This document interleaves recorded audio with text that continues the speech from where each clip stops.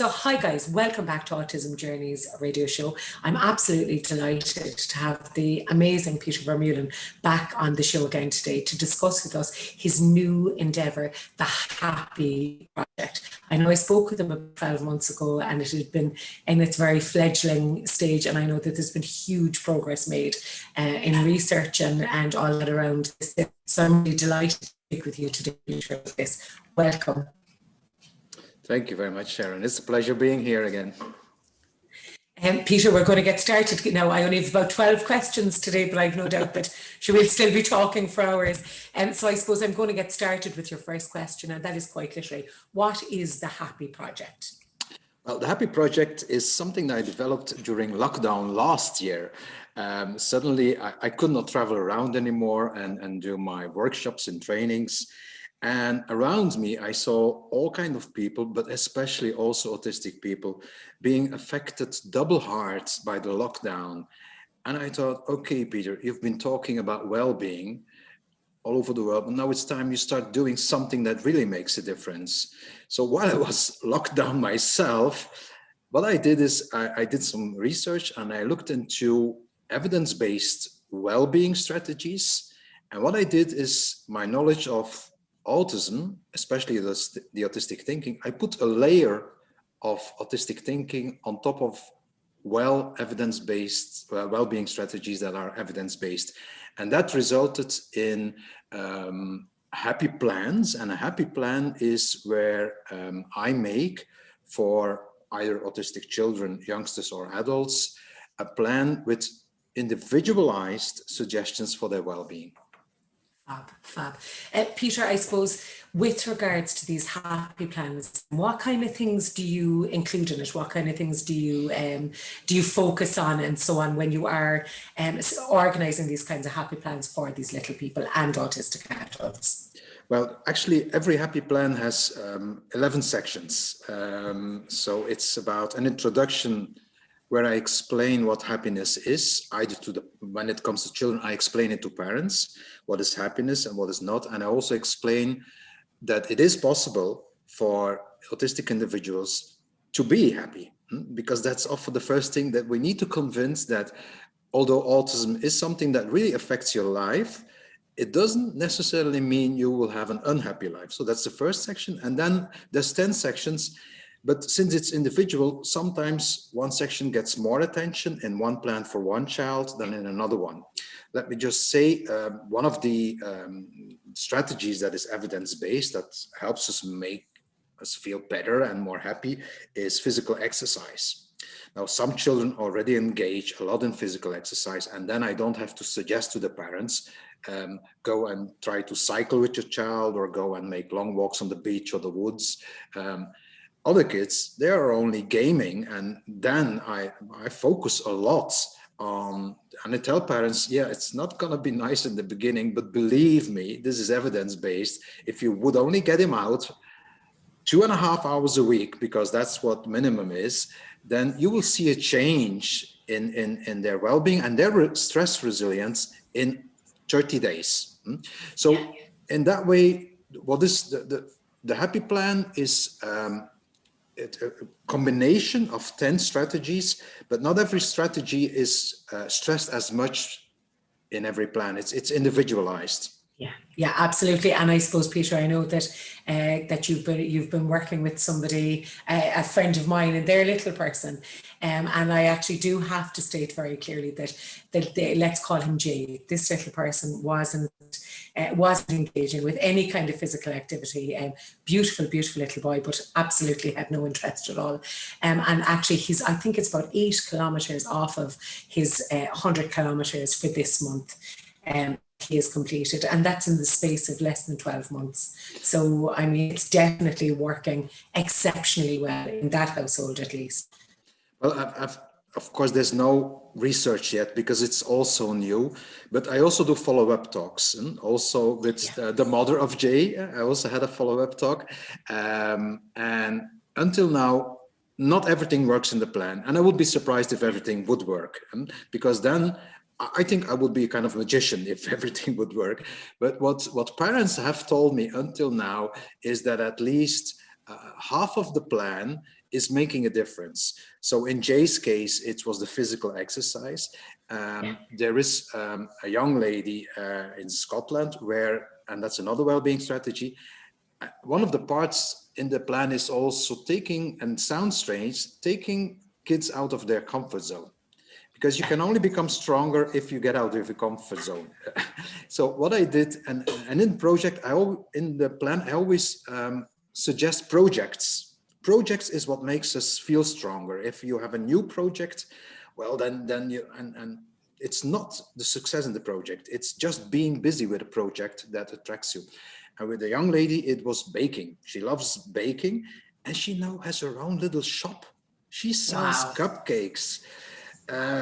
With a young adult in Dublin, it was so stressed, and I thought, okay, he needs to have a project. And together with the mom, we came to the idea, well, maybe he can, and I've done the same in Belgium, by the way, with the young adult, maybe he could go and get his driver's license. Okay, maybe he will not drive a car, but just having a project is taking you away from the hustle of and the worries of every day. So that's another very important part. And sometimes with autistic children, we tend to say, no, they already have too much on their head. Let's not put some extra demands in there, but we should not underestimate them either. Yeah, absolutely, absolutely. And Peter, with regards to those kind of well-being strategies, we know that physical well-being is one of those areas of well-being that we need to help support our young autistic individuals engage with. What are the other areas of well-being that people should be kind of looking out for, and the areas that you would have included in that happy project? 3 strategies that are in there are coping strategies, because, well, I don't have to tell you, Sharon, but autistic people and their families have higher levels of stress. I know that. Yeah. So I suggest always very concrete things that you help people cope with stress. And one of them is, pampering yourself and making sure that you can relax. That could be very different things, because every child is unique. For some of them, that could be typical relaxation. For other ones, it could be stimming behavior.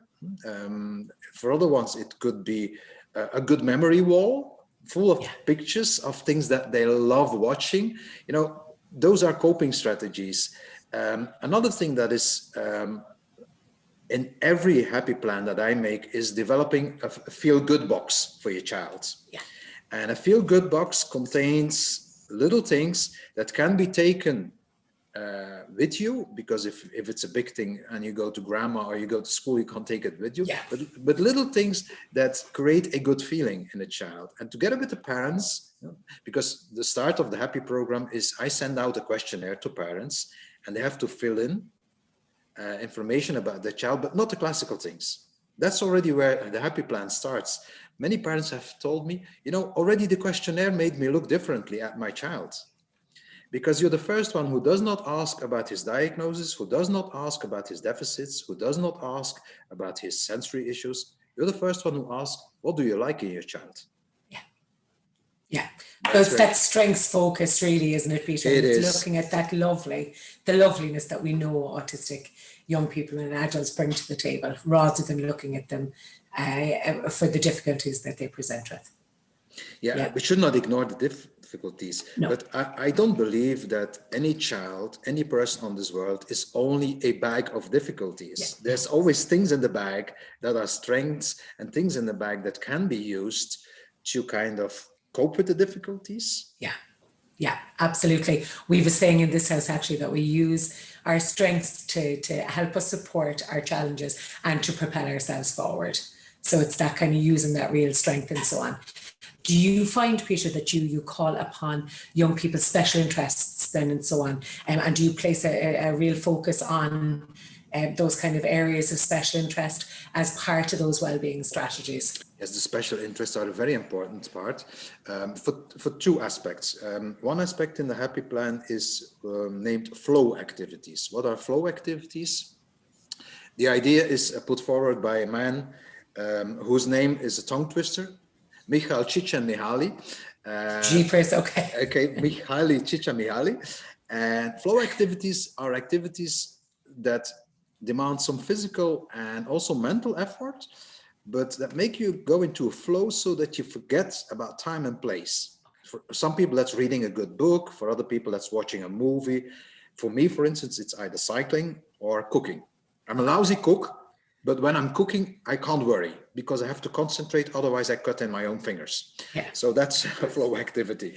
And so what I do is I use the special interest to develop flow activities. Good. For children. I use the special interest in a second way.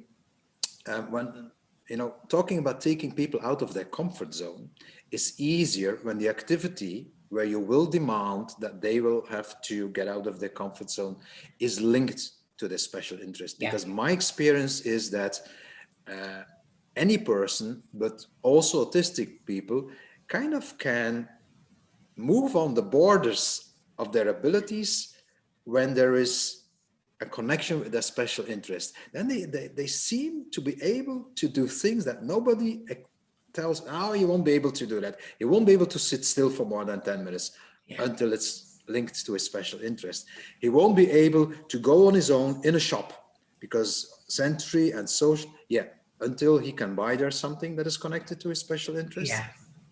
And by using the special interest to take them out of the comfort zone and then reaching a success, hey, I can do this. It's, then you start believing in yourself. Yeah. And this is very important for well-being, a positive self-esteem. Now, a positive self-esteem is also part of the happy plan, but not in terms of you telling your child 10 times a day, you're okay, because nobody believes that.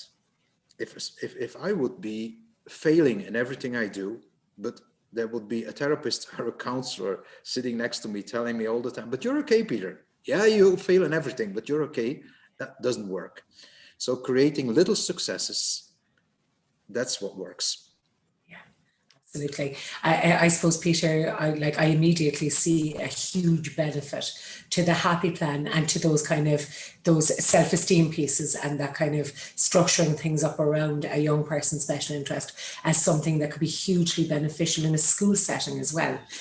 Do you envisage it being rolled out in schools, or do you envisage that it would be used not just at home, but also in an educational setting?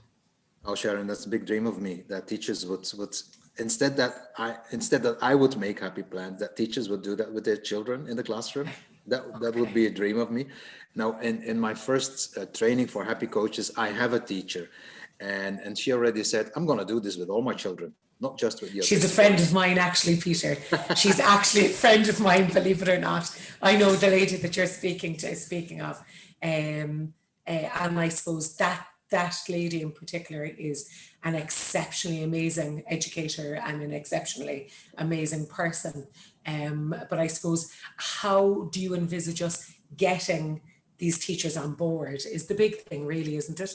How do you, how can we hook them? How can we get them to be involved? Well, I think if I look at where I'm standing right now, some people call me successful. Sometimes, well, I do have some successes, but sometimes I still doubt about myself. But if I look at where I'm standing right now, I'm pretty sure that some of my teachers were an important part of where I'm standing right now. Teachers do make a difference in the success stories of children. They can make a difference in both ways. They can make a difference in terms of children not believing in their own strengths and having low self-esteem, but teachers have a huge impact on children, and teachers should not underestimate their influence. So I see teachers as allies, and what I can do is give them some knowledge, but they can do it. And come on, as a teacher, this is also a well-being strategy, because it is evidence-based. If the biggest source of happiness is making other people happy. That's why I also put in the plan suggestions so that autistic children can make other people happy. But it's the same for teachers. If I've met some of my teachers now back a couple of years ago, and I told them, they said, wow, you have a good life, Peter, and you're successful. I said, yeah, but thanks to you. And, they say, that's what we do it for. And I think every teacher wants to make a difference. So I really see teachers as my biggest allies here, not because, working on well-being is not something that you do only at home. Yeah. Sometimes it's a kind of, oh, that's for the parents.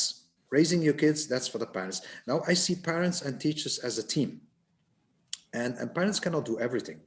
Teachers cannot do everything either, but the combination can make a big difference.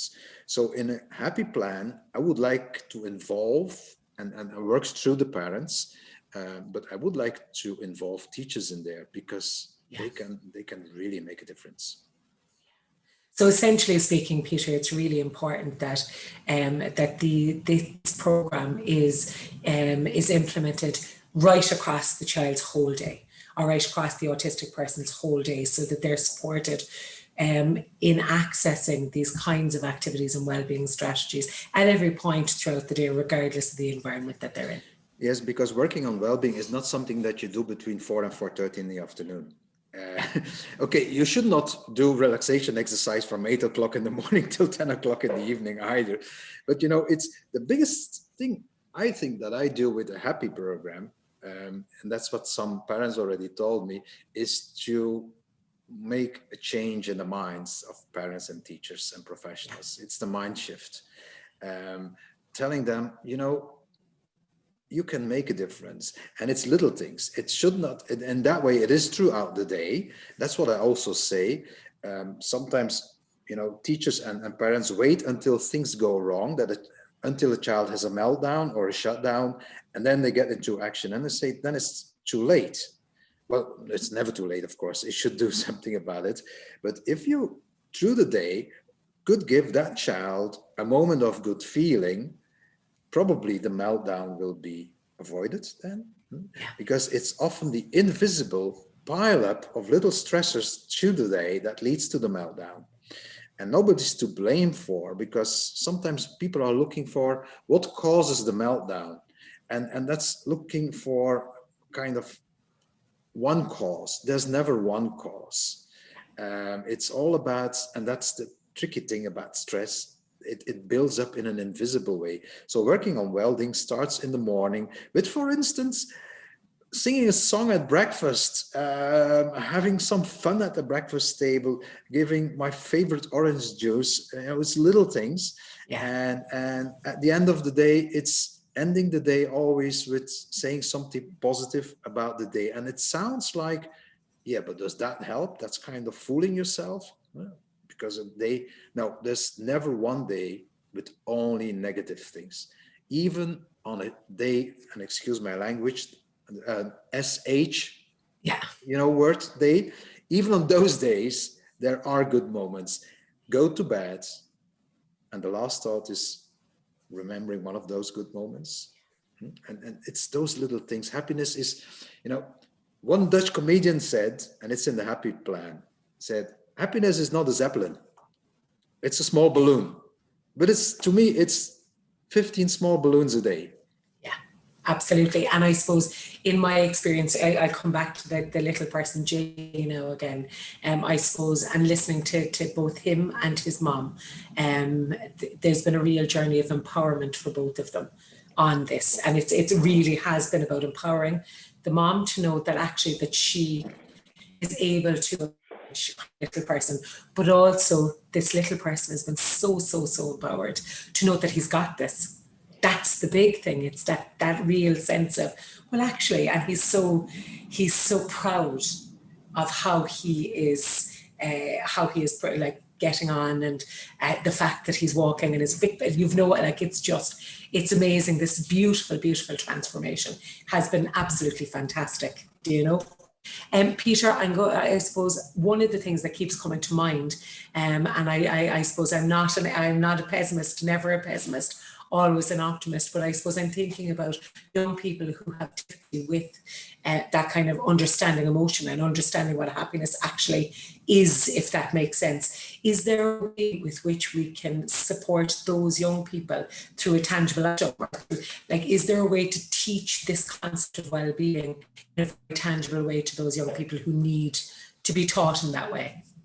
Yes, there is. And that's, you know, when I make a happy plan, it's 10 sections with suggestions. But the first part is what, with a difficult word, you could call it psychoeducation about happiness. What is psychoeducation? That's actually teaching what happiness is. And that's the first thing to do, especially with autistic children. You know, autistic children, because of their context blindness, when one little thing goes wrong, the whole world is bad. You know, the black and white thinking that we all know. And part of the teaching is teaching children that there are good days and there are bad days. During one day, there are good moments and bad moments. As long as there are more good moments than bad moments, as long as there's more good days than bad days, you're happy. And with some children, I even visualize it. So I asked, some children are more into facts and numbers than they are in, you know, talking about emotions is important, but difficult for autistic children. Yeah. Unless we can visualize it. I know there are many things out there like the incredible 5-point scale and Carrie Dunbarron's work about, you know, the green zone and the yellow zone, orange. Yeah. You can do that, but that doesn't give an overview. And this is where I'm a bit different from the traditional methods. It's only, you know, one moment. How are you feeling right now? And then children can say green, yellow, orange. What I do is to collect these green, yellow, and orange and red moments through the day. And at the end of the day, we start counting. Oh, we had 5 green ones, 2 yellow ones, 1 orange one, and 1 red one. Okay, still means we had more green ones than other colors, which means this was a good day. And, you know, that's, you know me, Sharon, that's what I call pushing the context button. Giving context to their emotions. That's and that's how you can do it, to give them an overview, because often that's typical for the autistic brain, the fragmented thinking, the black and white thinking, and then they think they are not happy. I'm thinking of a young girl now that she's 7 and she says, my life is worth nothing, I'm unhappy. And so the mother was in a panic, because if a 7-year young child says something like that, that's kind of heartbreaking for a mother. Oh, my child is only 7 years and already saying that life is worth nothing. And I told the mom, I said, maybe you should not worry too much. Okay, we should take it seriously if a child says something like that. Never ignore it. But maybe she does not know how to express her emotions. Said from now on, maybe you should tell her, oh, but you lost something. That means you're sad that you lost something. But sad does not mean that your life is not worth anything, that you're not happy. So maybe we should give them the words as well to be more nuanced in their talking about their feelings. Which is not easy. I know that. That's a long-term teaching, but I think it's possible with many of them. Yeah, I think that the point that you make, Peter, about like visually representing it initially even, so that they can absolutely see this tangible list, that this is positive, this was not so positive, but actually this positive list is so much longer than this not positive list. So visually representing it like that even for them, I suppose, and by doing so, like I'd always think that it's not a good idea to sit a child down and do kind of tabletop activities around what this feeling means and what this means, because I mean, it doesn't say, like, somebody can smile and be like so cross feeling inside, it doesn't matter. But I suppose this is different in that it's just about making things tangible for this little person. Do you know? No, I think that's perfect. So I suppose anybody who is listening to the podcast today, make sure that you represent both the positive and the negative, but that the positive is almost always so much longer than the negative. Yeah. Exactly, because happiness is an abstract concept, and autistic people excel in concrete thinking. Often they understand images better than words. So what we need to do is, when we teach about happiness, we should do it in a concrete and a visual way. This is no exception to the rest, but it's so important, because happiness is maybe a vague and abstract concept, but it's our deepest need as human beings. So I think we should put a lot of effort in making the happy abstract concept concrete and visual. Yeah, absolutely. Peter, can I ask you, how do you envisage this happy project is going to impact on autistic individuals in the workplace? Well, what I hope, and what they're doing now in one group, they're doing it in group with adults. And I think the empowering part is there very important. The empowering part in that way, that if the groups they're running right now, the happy groups, some are running, what we see is that autistic adults kind of support each other. They kind of make the happy plans for each other. So one autistic adult says to another one, oh, if you're stressed at work, you should try that one. I tried and that helped. So it's the empowerment. But the biggest thing is, I think, that you give them a tool so that they can tell to their colleagues, but also to the employer and everybody around them on the work floor, look, this is my good feeling profile. How much can we try to organize here at work? And that could be, for instance, that somebody starts a break 5 minutes earlier than the rest so that he can or she have some time alone, and then only the rest of the colleagues come in for a break. You know, there's little things in there. But I think what we can do with a happy plan is, otherwise it's a plan for difficulties and it's a plan for things that go wrong. I prefer to have plans for, okay, how can we make it work at work? Yeah, it's that kind of strategizing. With regards to the environment, then, do you find that the environment, do you place a lot of focus, I suppose, on the environment and we'd say how to support an autistic individual so that any potential environmental impact is going to be positive rather than not so positive as well? Well, the environment plays a role in our well-being, obviously. Yeah. So that's not really part of the happy program, because the happy plan is always a plan for one person. With adults, I try to tell them, okay, find kind of an advocate. If you cannot self-advocate, try to find an advocate that puts this plan on the table at work. Otherwise, you self-advocate. But, you know, I'm not making happy plans alone. Part of my work is trying to convince employers and even well, schools that creating a more autism-friendly environment is half of the happiness. The other half is indeed something that the autistic child can do, and that's why the teachers again are important, because they can create an autism-friendly environment, and in that way they should not only teach children about happiness, they can create an environment that leads to more well-being as well.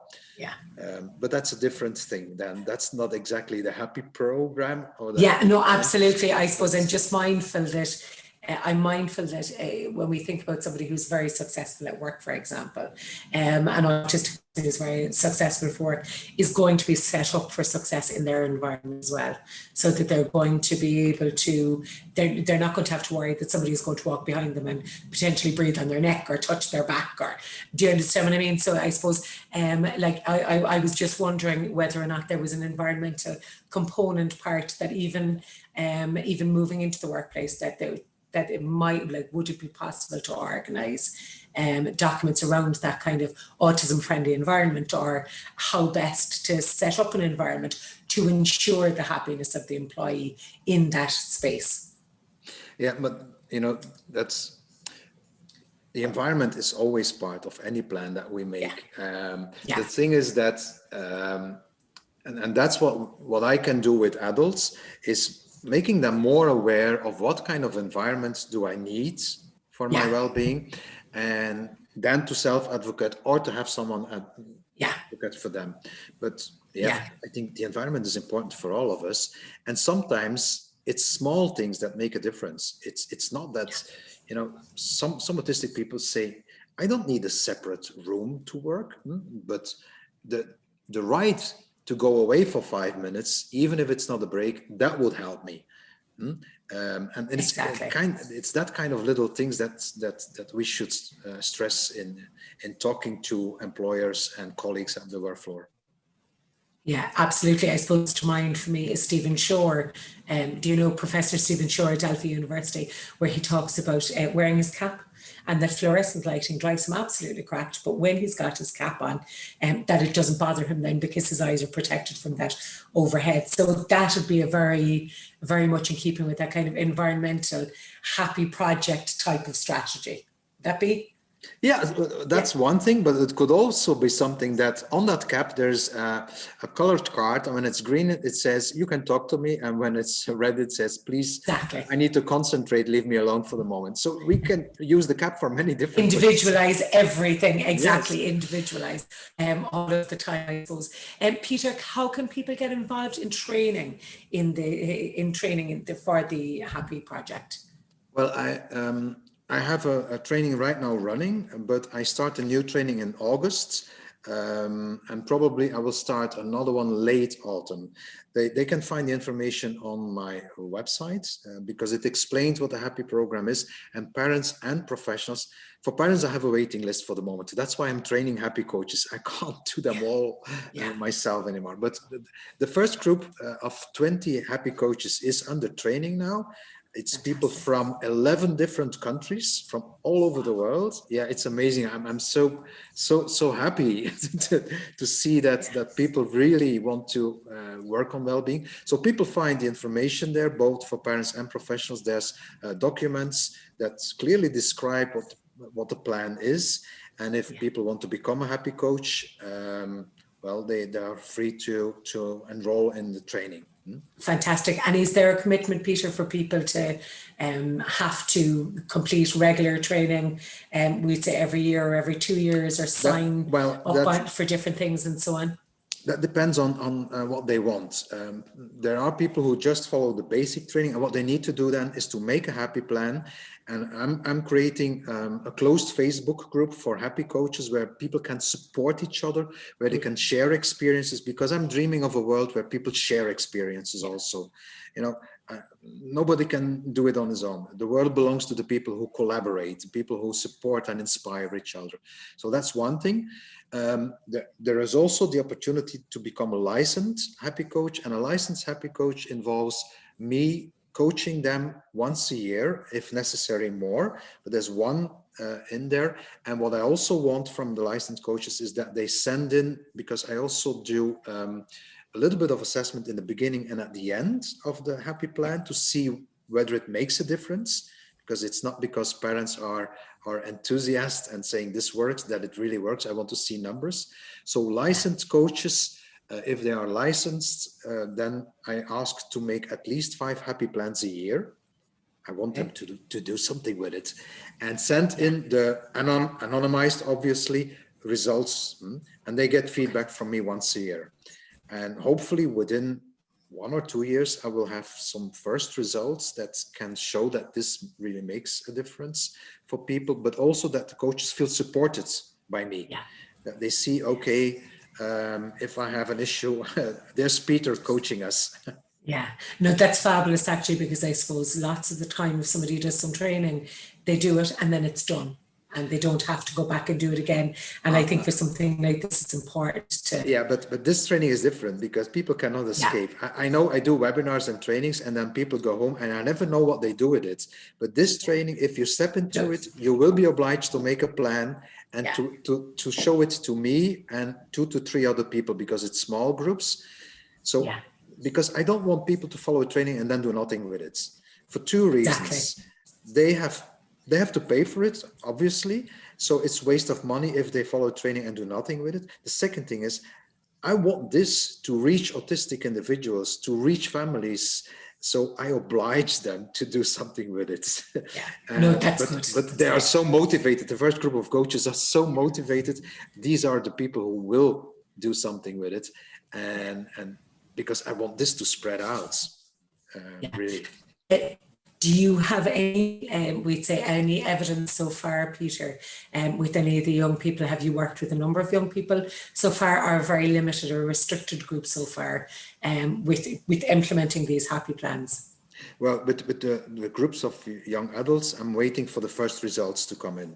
I did already a first evaluation session, and the adults were quite positive about it. They liked it that it was in group. What we also saw is that for some of them, doing it in group is not enough. So they need additional individual sessions. So they participate in the group, but sometimes it goes too fast, or there's not enough fine tuning to their own personal needs. And Yeah. then the combination of group and individual sessions, that's what we kind of now discovered, that maybe that's the best model if you do it with young adults and adults. But the first feedback is very positive. And what they love about it is, again, just as parents, they say this is for the first time that people ask us about things that are positive rather than discuss what are your problems, what is difficult for you. This is the first time somebody asks, okay, when do you feel good and what can we do with it? And that's the difference, I think. It's the positive approach.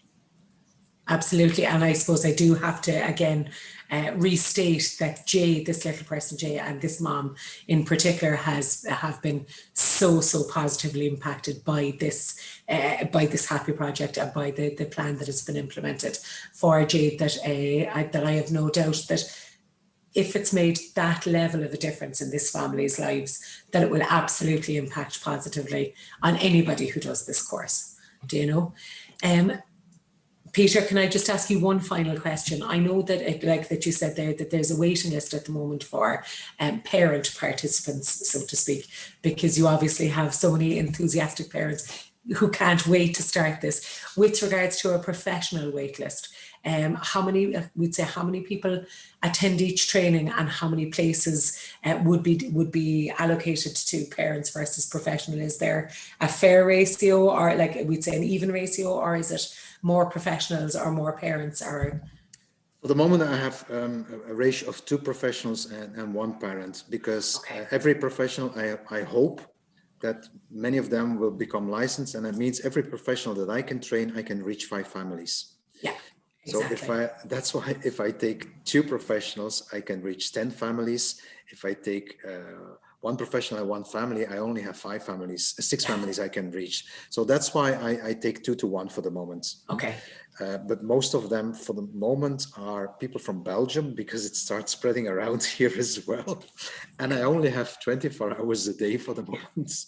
I wish I had more, but people can always get in touch with me and I'll see what I can do. But one of the parents says, I can't wait. Can I enroll as in the Happy Coach training then?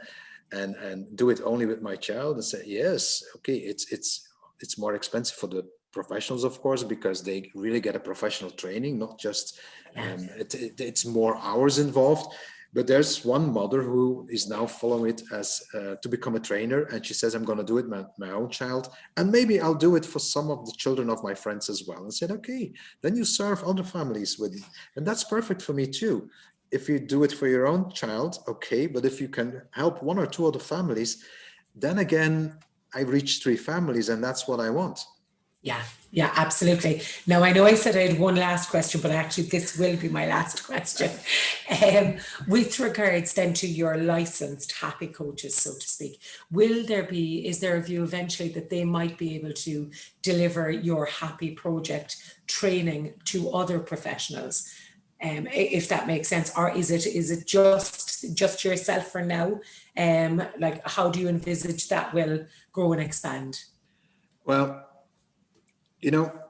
it's just me for the moment, because it's not because you're a good happy coach that you're a good trainer.